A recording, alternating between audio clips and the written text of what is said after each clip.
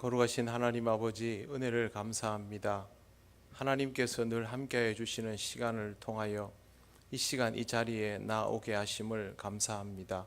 하나님이 임재하시는 모든 상황을 깨닫지 못하는 우리들이지만 언제나 우리를 은혜로 붙들어 주심을 감사합니다. 이 시간 이 자리를 통하여 하나님을 찬미하고 하나님의 말씀을 들음을 통하여 하나님이 늘 우리와 함께 하심이 깨달아지는 은혜의 시간이 되기를 원하오니 성령 하나님 우리를 인도하여 주시옵소서. 항상 하나님을 의식하며 하나님을 경험하는 가운데 기쁘게 살기를 원합니다. 아버지 하나님, 우리의 부족함들을 하나님 앞에 이 시간 다 내려놓사오니 오직 하나님의 은혜로 체험받는 은혜의 자리가 되게 하여 주시옵소서. 하나님 아버지, 우리 모두는 하나님 앞에서 많은 숙제와 문제들을 가지고 있습니다. 언제나 주저함 없이 하나님 앞에 이 모든 것들이 내려놓아지기를 원합니다. 모든 것을 하나님께 믿고 맡길 수 있는 작은 믿음이 있도록 인도하여 주시옵소서. 하나님, 우리 성도들 중에 몸의 아픔으로 인하여 어려움 중에 있는 이들이 많이 있습니다. 아버지 하나님, 그 아픔을 하나님께서 아시오니 하나님이 함께하여 주시고 먼저 위로가 되어 주심을 통하여 그들의 마음에 평안이 있게 하여 주시옵소서. 치료되는 모든 과정들 속에 함께하여 주셔서 하나님의 손길로 치유되고 회복됨을 경험하게 하시옵소서.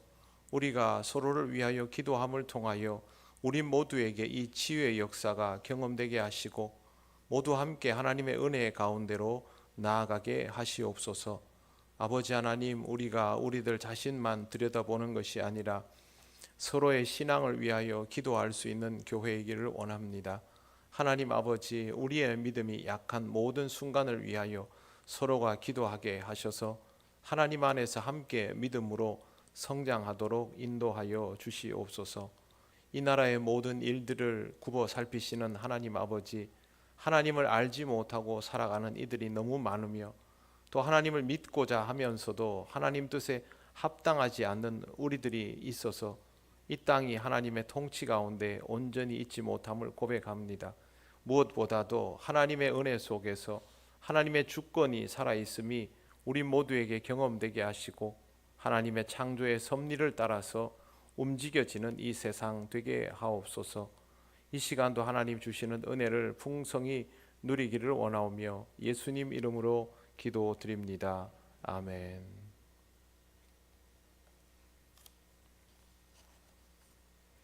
오늘 하나님 말씀은 신명기 1장 1절에서 8절입니다.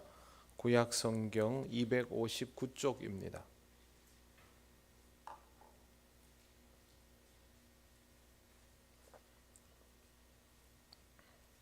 신명기 1장 1절에서 8절 말씀입니다.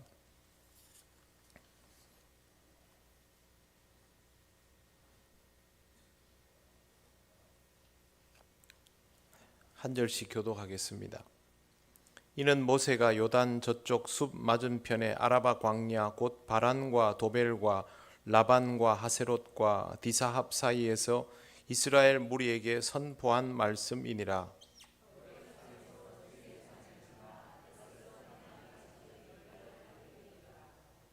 마흔째 해 11째 달 그 달 첫째 날에 모세가 이스라엘 자손에게 여호와께서 그들을 위하여 자기에게 주신 명령을 다 알렸으니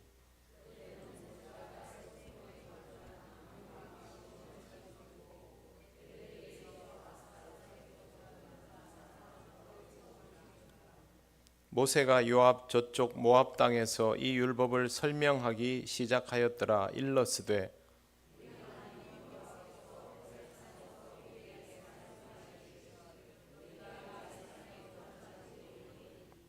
방향을 돌려 행진하여 아모리 족속의 산지로 가고 그 근방 곳곳으로 가고 아라바와 산지와 평지와 네겝과 해변과 가나안 족속의 땅과 레바논과 큰 강 유브라데까지 가라.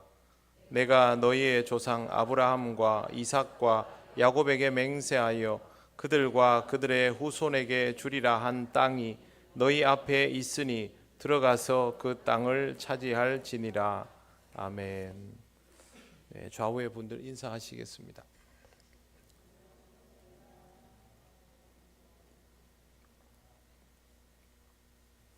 기도드리겠습니다. 하나님 감사합니다. 오늘부터 신명기 말씀 우리에게 허락하여 주셔서 이 말씀 함께 나눕니다. 이 말씀을 따라가며 하나님 이끄시는 우리 신앙의 여정을 돌아보게 하옵소서. 예수님 이름으로 기도드립니다. 아멘.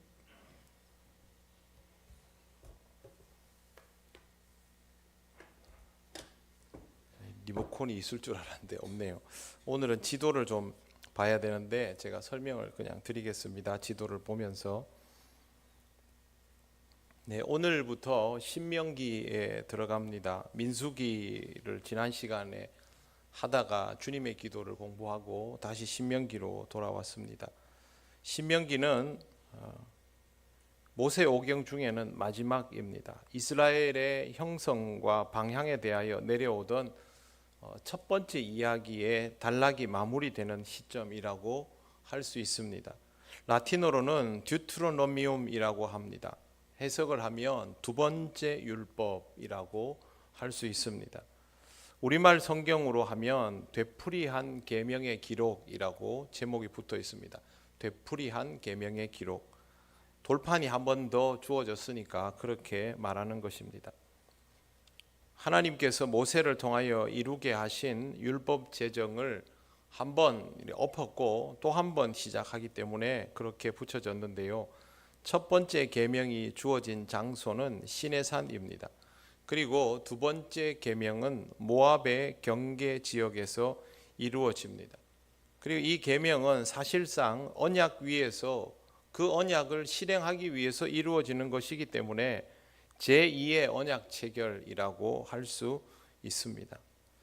또한 신명기 전체는 모세의 아주 긴 설교라고 이해하시면 됩니다. 핵심은 율법의 선포입니다.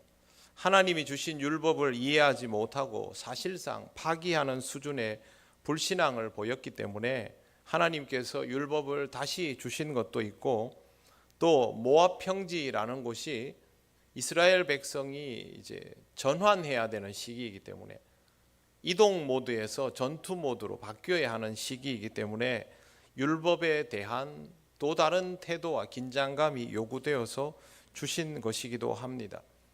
신명기의 율법 제정에는 이전과는 분명히 다른 변화가 있는데 대표적인 것이 중앙성소에서만 예배를 드리는 것입니다.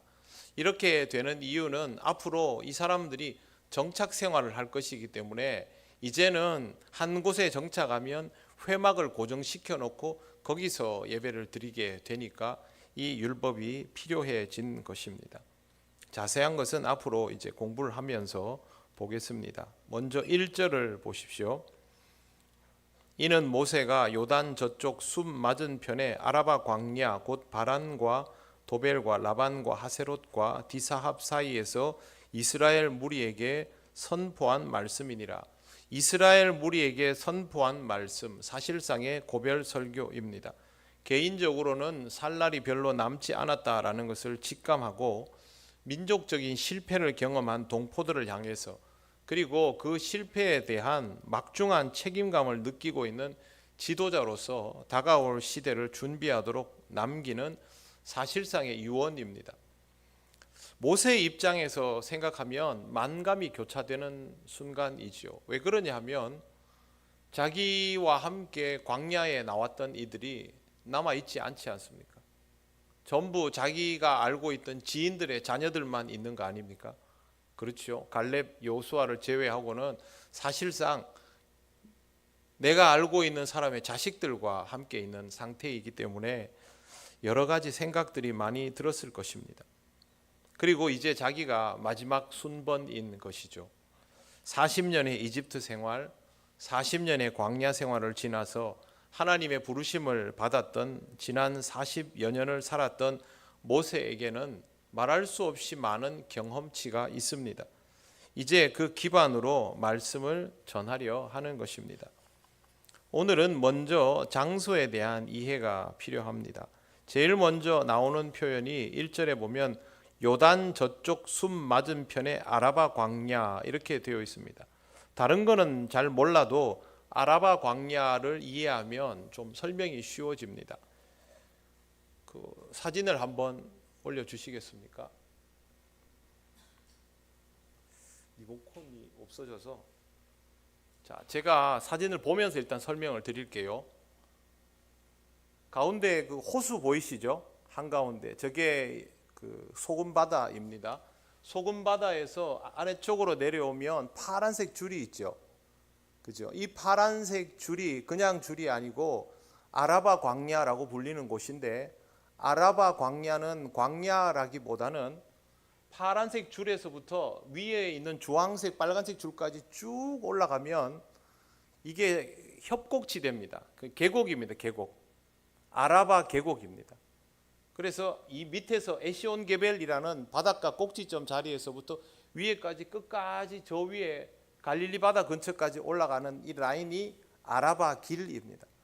그 중에서 아라바 광야라고 부르는 곳은 사해바다 밑에 있는 파란색 이동 경로가 보이는 곳이 아라바 광야인데요. 문제는 밑에서 저렇게 올라갔으면 계속 올라가야 되는데, 파란색에서 그 사해바다 밑에 보면 좀 더 크게 보기 어렵지만 세일산이 있습니다. 저기서 좌회전을 합니다. 정탐을 하고 전진은 못하고 좌회전을 해버립니다. 그러면 주황색 길을 거꾸로 따라서 쭉 내려오다 보면 다시 삼각형 꼭지점 왼쪽에 있는 가데스 바네아로 갑니다. 여기 가가지고 또 밑으로 내려와서 다시 올라가서 지난 민수기 21장쯤 나오는, 오늘 성경 말씀에도 나오지만 그 시혼과 바산을 이제 정벌하면서 또 모압 평지 앞에 서는 것이죠. 그림이 쭉 올라가지 못하고 삼각형이라고 모양이 되어 있지만 이렇게 회전하는 형태입니다. 그런데 성경 말씀 보십시오. 2절. 호렙산에서 세일산을 지나 가데스 바네아까지. 가데스 바네아가 지도 왼쪽 제일 끝에 있는 빨간 줄 화살표, 거기가 가데스 바네아거든요. 그러면 세일산에서부터 주황색 줄을 거꾸로 가면 가데스 바네아가 되는데, 저기까지 뭐라고 되어 있나 하면 10하룻길입니다. 걸어서 11일입니다. 그런데 이 사람들이 지금 민족 대이동을 하지요.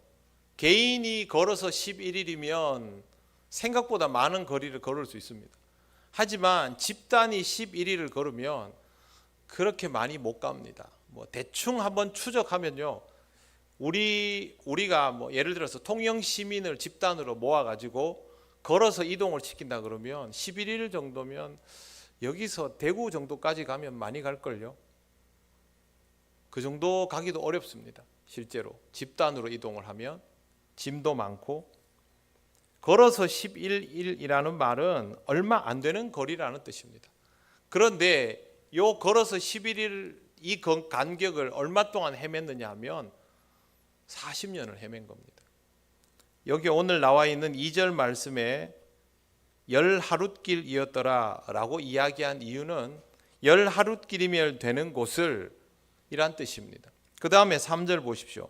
40째 해 11째 달 그 달 첫째 날에 이렇게 넘어가지 않습니까?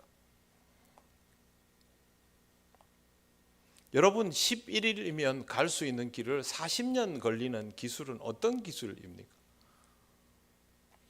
제 상식으로는 이해가 안 갑니다. 이거는 일부러 이렇게 해도 40년 동안 못 합니다.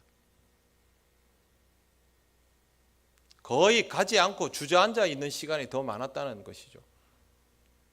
그리고 민수기를 읽어보면 그럴 수밖에 없었다라는 것을 알 수 있습니다. 왜 그러냐면 하나님 앞에 불순종했기 때문에 그런 참남한 일을 행한 것입니다. 신명기 기록자는 40년의 세월이 허송 세월이고 불순종의 결과인 것을 분명하게 밝혀두고 있는 것입니다. 한 가지 기억해야 할 것은 호렙산입니다. 호렙산은 어디냐 하면요, 지금 여기에는 나와 있지 않습니다.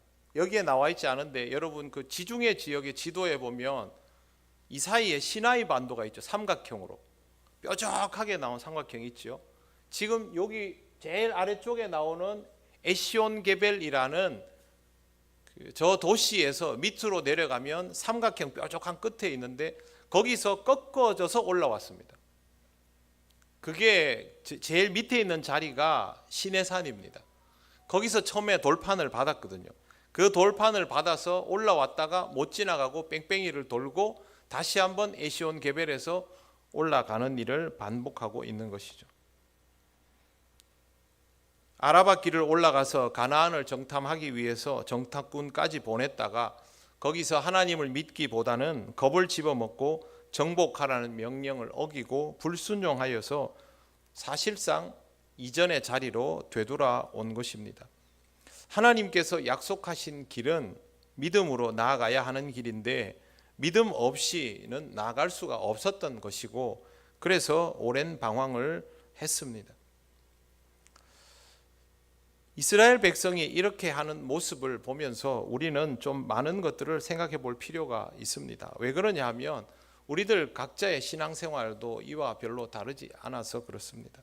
내 신앙이 40년이 지나도 성장이 없다면 결국 이스라엘의 전철을 밟고 있다고 봐도 무방할 것입니다. 40년까지 볼 것도 없습니다. 하나님께서 이끄시는 약속의 길에서 불순종을 하면 그 순간부터는 뒤로 밀리거나 뺑뺑이를 돌거나 둘 중에 하나입니다. 40년을 지나고 나니 정체되었네가 아니라 한 번 불순종하면 거기에서부터 그냥 정체돼 버리는 것이죠. 명절에 그 차가 막히면 하게 되는 경험 있지 않습니까? 저는 강원도 원주에서 서울까지 13시간 가까이 걸린 적이 있습니다. 그래서 사람들이 어떤 일이 있었냐면 걸어갑니다. 차에서 내려서 걸어가다가 속도가 좀 붙으면 타고 그리고 길가가 좀 화장실입니다. 최면이고 뭐가 없습니다. 시속 5km 그런 식으로 갑니다. 그렇게 가면 그렇게 오래 걸리더라고요. 가는 거나 서는 거나 별 의미의 차이가 없습니다. 신앙도 한번 정체가 되기 시작하면 좀처럼 개선되지 않습니다. 그 상태로 쭉 이어지는데요. 민수기 13장에서 정탐을 한 이후의 사건들을 보면 이스라엘이 갈등과 혼란을 반복적으로 경험하면서 하나님에게 계속 징계를 받는 장면들이 나옵니다. 물론 이런 과정을 통하여 하나님은 이스라엘을 연단하시고 이스라엘에게 필요한 규범들을 제시해 주시면서 이스라엘이 소멸되지 않도록은 해 주시지만 그 과정은 정말 보면 참 어이없고 참담합니다. 발전과는 거리가 먼 시간들이지요. 그러니 엄밀한 의미에서 우리가 뺑뺑이를 돌고 있구나라고 생각하는 게 아니라 이미 가나안 땅으로 들어가지 못하고 좌회전을 하는 그 순간부터 그냥 계속 정체인 겁니다. 초장에 이미 결판이 난 것이죠. 신앙생활이 이와 다르지 않습니다. 하나님 앞에 순종하지 못하면 초반에 이미 결판이 납니다. 약속의 성취를 향해서 전진을 할 것인가 아니면 정체와 방황 속에서 혼란스러운 삶을 살아갈 것인가. 영적인 성장을 못하는 사람은 이미 이런 여정 속에 있다라고 보아야 합니다. 문제는 우리 중에 이런 경우에 처한 사람들이 적지 않다는 것이죠. 별로 유쾌하지 않지만 이게 인간의 실존이고 우리의 믿음은 작기 때문에 이럴 가능성이 매우 높습니다. 실제로 교회에서 신앙생활을 하면서 신앙적으로 차곡차곡 꾸준히 성장하는 케이스보다 그렇지 못하고 정체하고 답보하는 케이스가 훨씬 많지 않습니까? 10년을 지나도 그대로인 사람이 20년이 지나면 달라져 있을까요? 아닙니다. 10년을 지나도 그대로인 사람은 20년이 되어도 그대로입니다. 30년이 되어도 그대로입니다. 40년이 되어도 그대로입니다. 무언가 변화가 있지 않으면 신앙은 그대로일 수밖에 없는 것이죠. 문제는 이런 사람들이 잔뜩 모여서 교회를 이루면 그 교회는 어떨까요? 교회도 그대로이죠. 그래서 많은 교회들이 약속의 땅까지는 아니고요. 주님의 몸된 교회로서 가야 할 길에 이르지 못하고 정체와 방황을 반복하고 있습니다. 교인의 숫자는 인구의 특징에 따라서 늘 수도 있고 줄 수도 있습니다. 그러나 영적으로 성장함과 성숙함이 없는 교회는 사실상 이스라엘의 방황과도 같은 길을 걸어갈 가능성이 높습니다. 더구나 교회는 이런 정체기를 길게 겪다 보면 세대 교체의 자리에 옵니다. 이런 세대 교체의 시기가 사실상 하나님이 다시 한번 주시는 기회인데요. 이 기회를 놓치면 교회도 기회가 없게 됩니다. 이스라엘이 11일이면 갈 수 있는 길을 완전히 한 바퀴 돌고 나서 새 출발하는 지점과 비슷한 지점인데 여기서 전진하지 못하면 교회는 실제로 수명을 다 해버립니다. 서구 교회가 소멸된 과정들을 지켜보면 그렇습니다. 우리가 잘 알고 있는 신학자들이 많이 배출됐던 대표적인 인물이 몰트만 같은 인물의 젊은 시절을 보면 지금 우리처럼 교회에서 예배드리고 성경 공부하고 무슨 모임도 하고 이랬던 교회입니다. 서구 교회라고 해서 지금 우리가 텔레비전에서 보는 그런 모습이 아니었습니다. 그런데 세대 교체가 안 됐습니다. 그 자리에서 그대로 머물러 있다가 그 세대가 소멸되고 그 다음 세대가 선대보다 더 좋은 신앙의 자리에 섰어야 하는데 그러질 않았던 것이죠. 그리고 나서 어느 순간부터 사라졌습니다. 지금의 한국교회는 어떻습니까? 똑같은 위기를 경험하고 있습니다. 우리나라의 많은 교회들이 지금 그동안 교회를 지켜왔던 세대들이 연로해지고 그들이 주력에서 자리를 놓아가는 지점에 그 다음을 이어갈 사람들이 없는 상황에 직접 처해 있습니다. 말은 그렇게 합니다. 코로나 때문에 그렇다. 대책을 세워야 한다라고 하지만 실제로 거기에는 대책이 없습니다. 요즘 보면요, 여기저기에서 포럼도 열리고 획기적인 방안이라고 하면서 소개도 하고 그렇게 합니다. 그런데 문제는 거기에 있지 않습니다. 신앙적이지 못하면 안 되는 것이고요. 신앙적이면 되는 것입니다. 신앙적이면 방법을 찾습니다. 그 신앙을 지키기 위해서. 그런데 신앙적이지 못하면 다른 교회가 아무리 성공한 모델을 제시해도 그거 못합니다. 어차피 그럴 만한 믿음이 없기 때문입니다. 믿음이 없이는 못하는 일이고 믿음이 있으면 할 수 있는 것이 아니라 하게 되는 것입니다. 3절 말씀 보십시오. 40째 11째 달 그 달 첫째 날에 모세가 이스라엘 자손에게 여호와께서 그들을 위하여 자기에게 주신 명령을 다 알렸으나 이렇게 되어 있습니다. 날짜가 정확히 명시되어 있는 것은 의도적이고 여기밖에 없습니다. 여기까지 오도록 자기 역할을 충실하게 한 사람은 모세 한 사람입니다. 오늘 말씀에 기록되어 있는 것처럼 모세는 자기에게 주신 명령을 다 알렸습니다. 이스라엘 백성에게 분명히 다 전했습니다. 모세도 사람이라서 허물이 있었겠지만 적어도 그는 자신에게 주어진 명령대로 전달하는 역할은 분명히 했습니다. 이 말은 이스라엘에게 건강한 정보가 들어가지 않아서 자기들의 역할을 제대로 하지 못하는 일은 없었다는 것이죠. 듣지 못해서 배우지 못해서 못하는 일은 아니라는 겁니다. 우리는 어떻습니까? 하나님의 말씀을 전달받지 못해서 잘못된 길로 갑니까? 그런 거는 아니죠. 우리는 기본기에 입각한 하나님의 말씀은 언제든 듣고 있고 또 언제든 들을 수 있습니다. 그것보다는 그 말씀을 듣고도 믿음으로 반응하지 않아서 쉬운 길도 어렵게 가는 경우들이 많을 뿐입니다. 하나님께서 듣지도 못한 것을 행하지 않았다고 벌을 주시는 이는 아닙니다.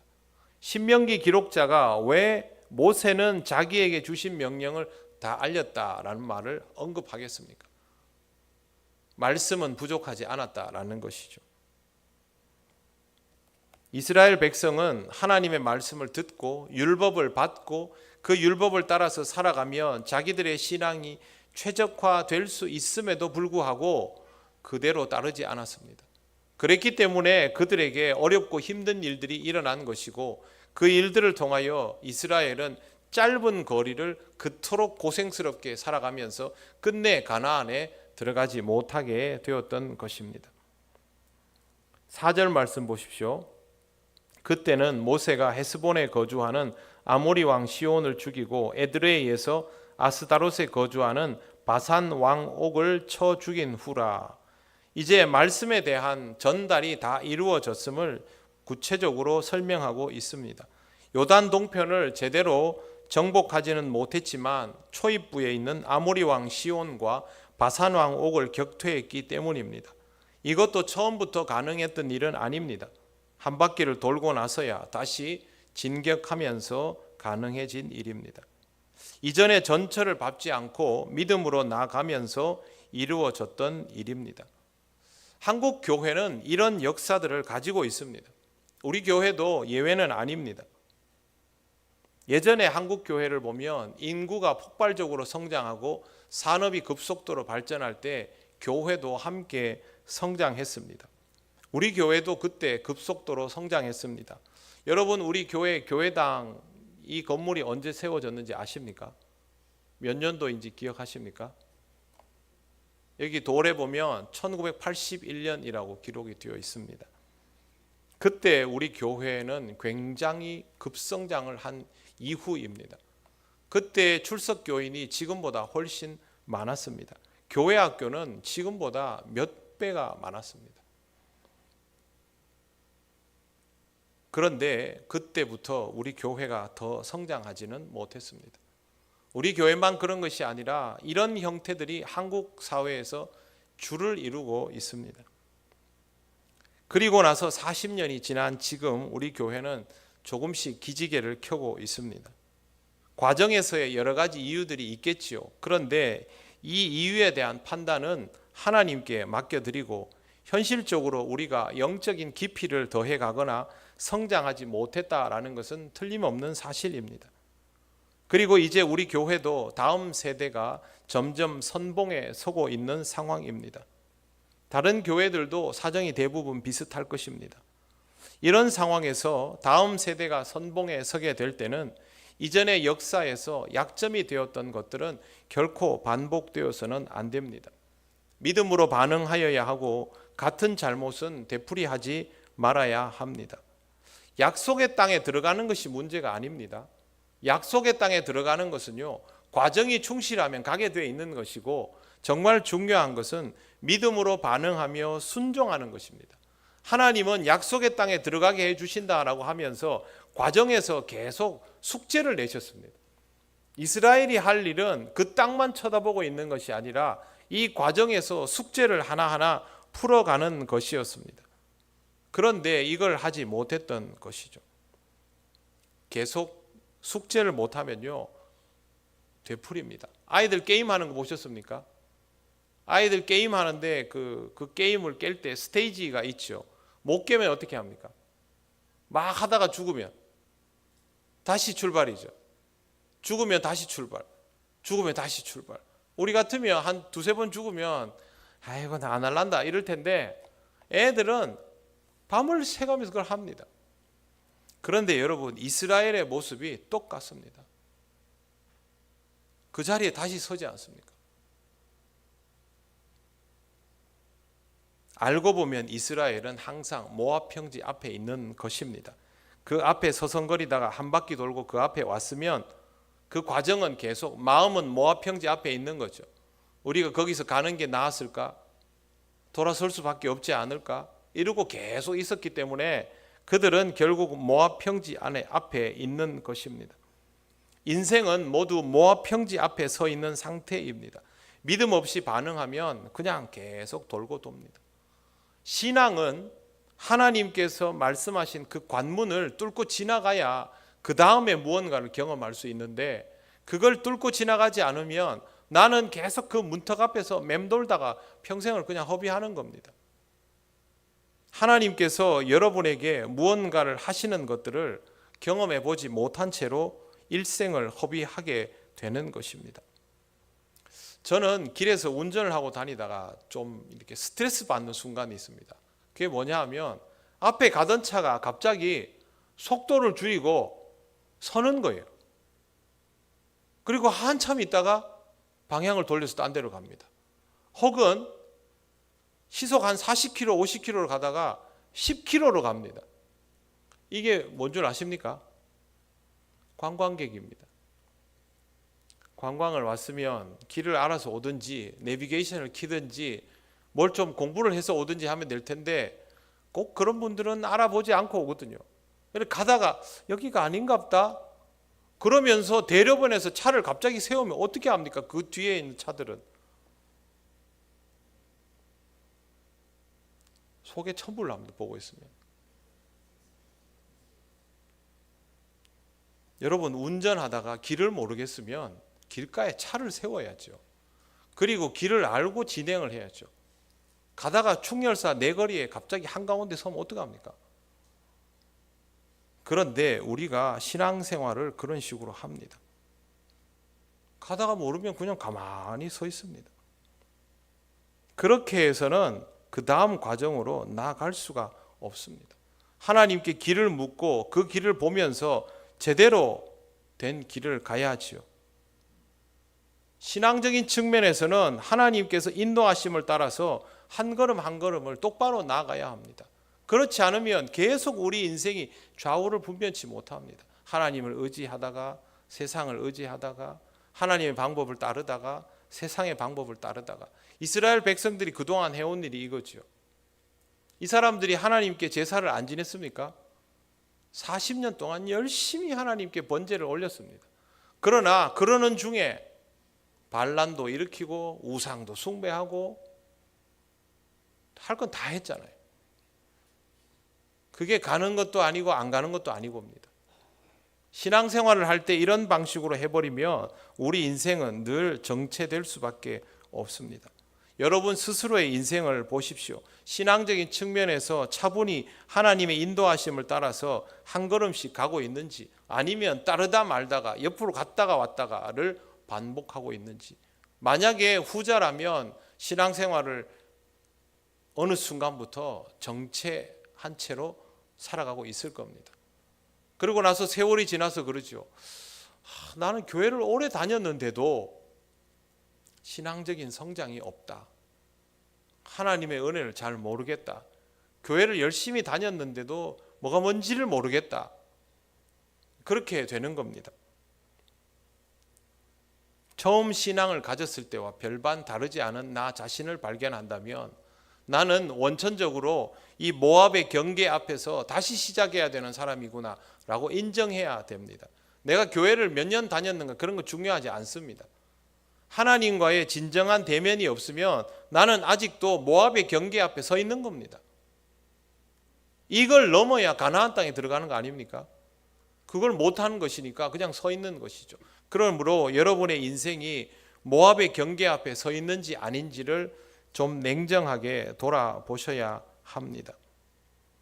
하나님의 인도하심을 따라서 이 경계를 넘어보지 않은 사람은 하나님에 대하여서도 할 말이 없습니다. 하나님이 나에게 무엇을 해주셨는지를 모르는데 내가 무엇을 말할 수 있겠습니까? 보이지도 않는 하나님, 육성으로 확인도 할 수 없는 하나님에 대해서 여러분 뭐라고 말하겠습니까? 제가 지난번에도 말씀드렸지 않습니까? 하나님이 살아계심을 어떻게 믿느냐? 하나님께서 역사하신다는 것을 어떻게 말하겠느냐? 어떻게 입증하겠느냐? 여러분 경험 아니면 못하는 겁니다. 그래서 직접 이 경험을 여러분이 가지셔야 됩니다. 그러려면 내가 하나님의 인도하심대로 믿음의 길을 가보면서 그 믿음으로 모압의 경계를 넘게 하시는 역사를 경험해야 됩니다. 여러분이 살아가고자 했던 그 인생과는 다른 인생을 살게 하시는 하나님의 섭리를 경험해야 됩니다. 그래야 여러분이 할 말이 있습니다. 이거 내가 원하는 거 아니었지만 하나님의 은혜로 내가 원했던 것보다 더 기쁨을 누리고 살아가고 있고 그래서 나는 이걸 은혜라고 믿는다. 이렇게 말할 수 있어야 한다는 거죠. 말을 준비하는 것이 아니라 여러분에게 이런 경험이 있으면 이 말을 하게 됩니다. 그게 없으면 아무것도 못합니다. 제가 여러분에게 말씀을 전할 때 뭐뭐라고 합디다 그렇게 전하는 것을 들었습니다. 그렇게 될 거라고 합니다. 라고 하면 여러분이 뭐라고 생각하시겠습니까? 목사님도 어디서 듣고 얘기하는 거네. 이렇게 하실 거 아닙니까? 제가 믿고 확신하지 못하는 것은 여러분에게 말씀드릴 수 없습니다. 여러분도 여러분의 가족에게, 이웃에게, 또 다른 누구에게 복음을 전할 때 그렇게 경험하지 못한 것을 말할 수 없습니다. 그러니 하나님의 인도하심에 믿음으로 반응하면서 순종해 나가시기를 바랍니다. 우리가 제일 먼저 해야 하는 것은요, 연단입니다. 훈련입니다. 기도하라고 하시면 기도하고, 말씀을 읽어야 된다라고 하시면 말씀을 읽고, 복음을 전하라고 하시면 복음을 전해야 합니다. 여러분, 가나안 땅에 들어가고 약속의 땅에 들어간다는 게 무슨 의미겠습니까? 하라는 겁니다. 해보라는 거 아닙니까? 기도하라. 기도하면 뭐 있습니까? 기도하라. 기도하는 겁니다.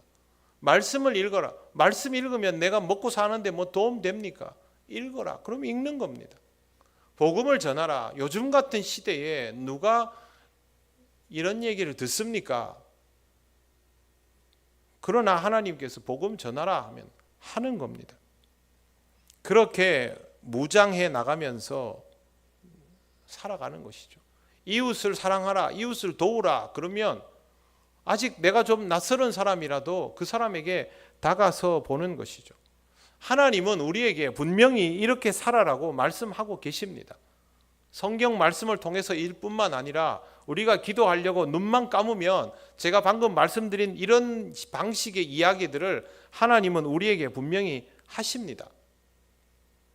저와 여러분이 늘 거부하던 것, 회피하던 것, 두려워하던 것을 나의 의지가 아닌 내 안에 일어난 다른 감동으로 인하여 하게 되는 순간이 있다면 그때 하나님을 의식하시기 바랍니다. 좀 주관적인 경험을 말씀드리자면 이런 겁니다. 기도를 하고 있습니다. 다른 제목들로 이렇게 기도를 합니다. 그런데 내 마음속에 내가 하나님 앞에서 해야 하는 것임에도 불구하고 이렇게 한쪽 방구석에 이렇게 치워놓은 듯한 그런 일들이 있습니다. 그런데 기도하는 가운데 이게 계속 나옵니다. 그러면 저는 그때 그렇게 합니다. 하나님, 이거 하겠습니다. 이 일은 제가 하고 싶은 일이 아니고요, 제가 두려워하는 일이고 꺼려하는 일이지만 그렇게 기도하는 가운데 하나님께서 이것을 해야 한다라고 깨닫게 하시면 하나님, 이거 하겠습니다. 그건 제가 하는 건 아니거든요. 저는 기도하고 눈을 뜨면 금방 그래도 나는 이거 하기 싫은 일인데 하는 사람입니다. 그럼에도 불구하고 제가 기도하면 하나님, 이거 하겠습니다 라는 말이 결국 나오도록 만드십니다. 그럼 하게 되는 거죠. 아마 여러분에게도 이와 같은 경험이 있을 겁니다. 어떤 사람에게 다가서기에 참 불편한데, 그 사람하고 얼굴도 마주 보기 싫은데, 그런데 하나님, 제가 오늘 가서 인사하겠습니다.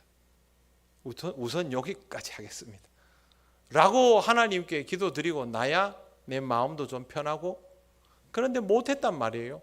그럼 다음에 기도할 때도 또 하나님께서 내 마음에 그걸 찔러 주신다고요.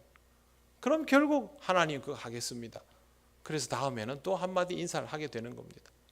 이와 같이 단편적인 예를 좀 들었지만 내가 피하던 것들, 두려워하던 것들, 믿음으로 할 수 없다고 생각했던 것들을 나의 의지가 아닌 다른 감동에 의하여, 찔림에 의하여 하게 되었을 때 여러분, 하나님을 생각하시기를 바랍니다.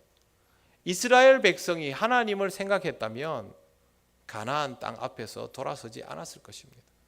하나님은 생각하지 않고 그들 자신만 생각했기 때문에 도저히 그 땅에는 들어갈 수가 없었던 것입니다. 우리 쉬운 거 잘 하지 않습니까? 어렵고 힘든 일 있으면 뭐라고 얘기합니까? 우리 모여서 교회 다니는 사람들이 어려운 숙제를 놔두고 이렇게 모여가지고 막 의논을 합니다. 아무리 의논을 해도 좋은 해법이 안 나옵니다. 그러면 교인들은 서로 모여서 뭐라 얘기합니까? 이거 안 해보셨네요. 기도합시다 이러잖아요. 기도합시다. 여러분, 이게 습관처럼 되어 있는 말 같은데요, 사실은 정말 중요한 말입니다. 그런 상황이 되었을 때 우리에게 답이 없으면 우리가 할 일은 제일 먼저 해야 되는 게 기도입니다. 이스라엘 백성이 그만한 믿음이 없었으면 하나님 앞에 기도했어야죠. 그러나 먼저 판단 내렸지 않습니까? 하나님의 의지가 작동할 시간도 가지지 않고 바로 돌아서는 것이죠. 그래서 우리는 하나님을 의식하고 하나님을 대면하는 자리에 있어야 합니다. 이스라엘은 40년 전과 똑같은 모습으로 사실은 모압 평지에 섭니다. 부모 자식을 닮은 그 모습 그대로 섰겠지요. 모세가 이 사람들을 보면 처음에 말씀드린 것처럼 자기 엄마 아버지와 비슷한 모습으로 그 자리에 똑같이 40년 전 그 모습 그대로 서 있는 이 사람들을 보면서 어떤 생각이 들었겠습니까? 여기에서 하나님을 의식해야 합니다. 사랑하는 성도 여러분, 여러분의 인생에 모압의 경계와 같은 곳 앞에 서 있다면 아마 여러분은 신앙의 정체 상태에 있을 것입니다. 그 정체 상태가 아니라도 우리의 인생은 늘 숙제와 문제가 있기 때문에 경계 앞에 서 있는 것이 맞습니다. 그 자리에서 그 문제를 보지 마십시오. 하나님을 의식해야 됩니다. 내가 노력해서 내 인생의 모든 문제 풀 수 있는 거 아닙니다. 이스라엘이 60만이 아니라 600만이어도 그동안 40년간 전투 준비를 했어도 하나님이 없으면 이 땅에는 못 들어갑니다. 하나님이 허락하시면 그냥 맨발로 들어갑니다. 그러니 이스라엘은 지금 하나님을 바라보아야 하는 것이지 예전에 자기 선대들처럼 자기들의 역량을 돌아보아야 하는 것이 아닙니다. 그러므로 우리도 앞으로의 과정 속에서 하나님을 함께 바라보는 교회와 성도가 되면 좋겠습니다. 우리가 가고자 하는 길은 쉽지 않습니다. 교인 수가 줄어드는 이때에 우리의 자녀들이 신앙생활을 열심히 하려 하지 않는 이때에 우리가 우리의 믿음을 지켜가면서 이 교회를 지키고 복음을 다음 세대까지 이어가는 일이 쉬울 리가 있겠습니까?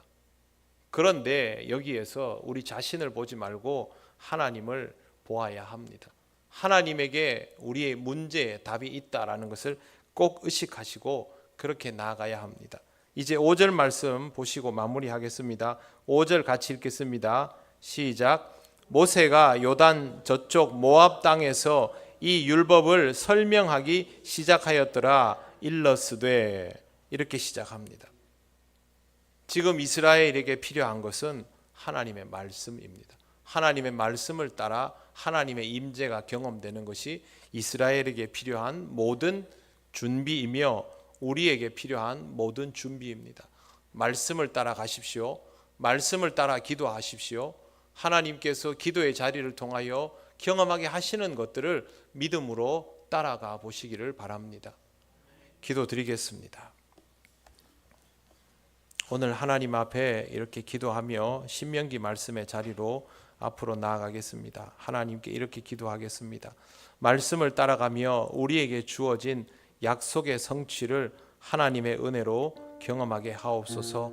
내 신앙의 정체나 퇴보가 아니라 정말 영적인 성장이 이 말씀을 통하여 이루어지도록 은혜 내려 주시옵소서. 다 같이 기도드리겠습니다. 하나님 아버지, 은혜를 감사합니다. 하나님께서 인도하여 주시는 길을 믿음으로 가기를 원합니다. 우리가 그동안 여러 가지 면에서 정체하고 퇴보하고 반복하는 일들도 많이 있었지만, 그러나 하나님 아버지, 이제는 하나님 앞에서 더 이상 기회를 놓치는 일이 없기를 원합니다.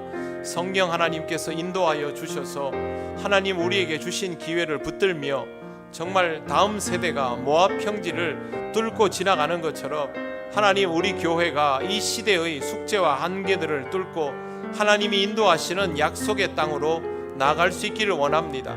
하나님, 우리들 각자의 신앙이 우리에게 있는 숙명적인 한계를 뛰어넘고 하나님 허락하신 약속의 자리로 나아갈 수 있기를 원합니다. 하나님 아버지, 우리 신앙이 정체되지 않게 하시옵소서. 퇴보하지 않게 하시옵소서. 말씀 따라 기도의 자리로 나아가며 하나님께서 이루어 주시는 응답을 경험하게 하여 주시옵소서. 하나님께서 주시는 경험으로 믿음의 역사를 살아가기를 원하오니 성령 하나님 우리를 인도하여 주시옵소서.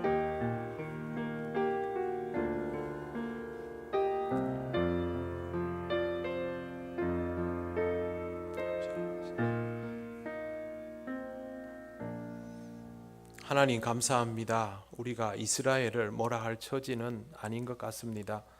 하나님 아버지, 우리의 신앙의 오랜 정체기를 우리 스스로 깨닫게 하시고 더 나은 신앙으로 나아갈 수 있기를 원합니다.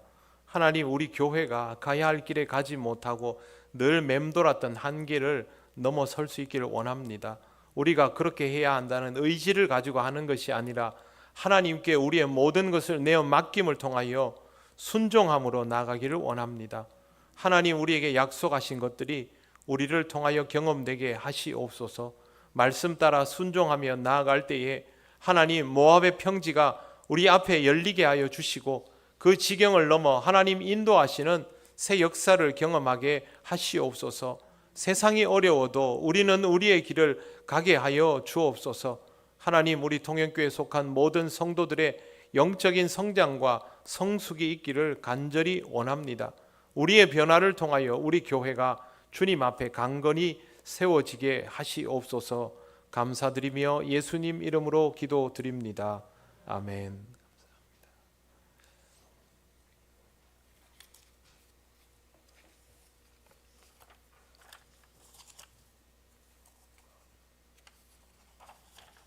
네, 교회 소식 전하겠습니다. 사순절 지나고 있습니다. 여러분 스스로 신앙적인 부분에 더 집중을 하시고 여러분의 영성 생활에 이 생활 통해서 하나님을 더욱 깊이 만나는 은혜의 시간이 되시기를 바랍니다.